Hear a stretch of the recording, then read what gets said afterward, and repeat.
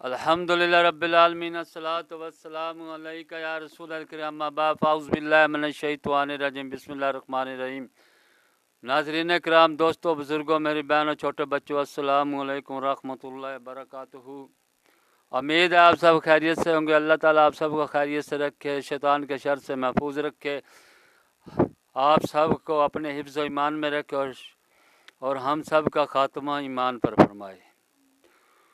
दोस्तों, जिस किसी ने हमारे चैनल को सब्सक्राइब नहीं किया वो यूट्यूब पर अकबर भाई वीजे लिख कर सब्सक्राइब कर लेता है कि आने वाली वीडियो आप तक बर वक्त पहुँचती रहे।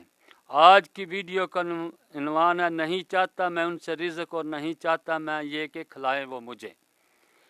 पारा नंबर 27, रुकूल नंबर 7, आयत नंबर 54, 55, 56 और 57 में अल्लाह ताला फरमाता है, महबूब सल्लल्लाहु अलैहि वसल्लम, तुम इनसे मुंह फेर लो तो तुम पर कुछ इल्ज़ाम नहीं।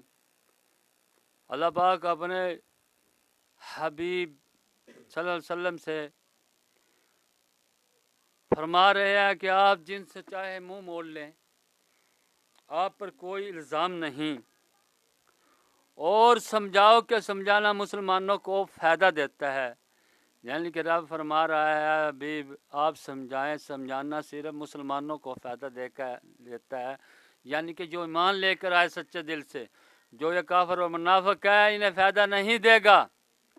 फिर रब ताला फरमाता है कि जिन और आदमी मैंने अपनी इबादत के लिए पैदा किए ताकि वो मेरी इबादत करें,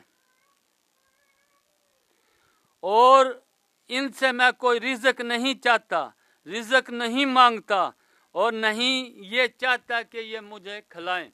यानी कि अल्लाह पाक फरमा रहा है, क्या हबीबी ने फरमा दीजिए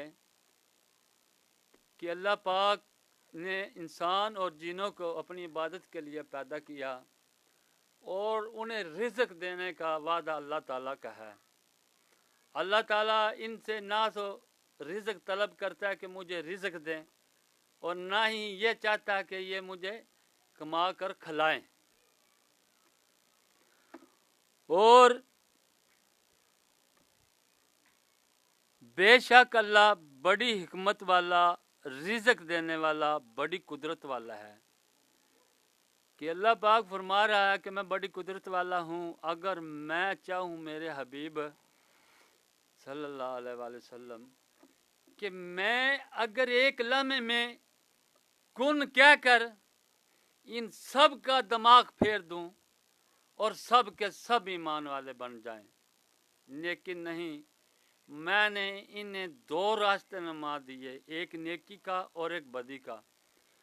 अगर ये नेकी के रास्ते पे चलेंगे तो हम इन्हें अपने करीब कर लेंगे और जन्नत अता फरमाएंगे।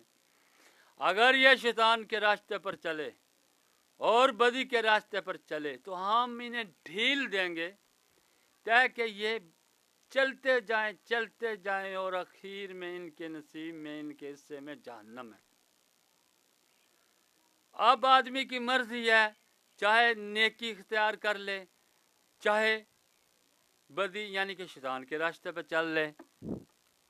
अगर वो नेकी के रास्ते पर चलेगा, ज़ाहिर है वो नमाज भी पढ़ेगा, रोज़ा भी रखेगा, ज़कात भी देगा, अगर इस्तात हुई तो कुर्बानी भी करेगा और हज भी करेगा। अगर वो बदी के रास्ते पर चलेगा, शैतान के रास्ते पर चलेगा, अल्लाह और अल्लाह के रसूल का इनकार करेगा, तो ज़ाहिर है उसके हिस्से में फिर जहन्नम है। वो काम करेगा जो अल्लाह पाक ने हराम करार दिए, उसके हिस्से में फिर जहन्नम आएगी। अब अल्लाह पाक कहता है कि ये इंसान की मर्जी है, जिस मर्जी रास्ते पर चल रहे। अगर नेकी के रास्ते पर चल के गया तो जन्नत बनाई है मैंने, उसके लिए जन्नत है। अगर वो बदी के रास्ते पर चल के गया, शैतान के रास्ते पर चल के गया, तो आगे जहन्नम है, उसके हिस्से में आगे जहन्नम है, उसे जहन्नम में गिरा जाएगा। अस्सलामु अलैकुम रहमतुल्लाहि व बरकातहू।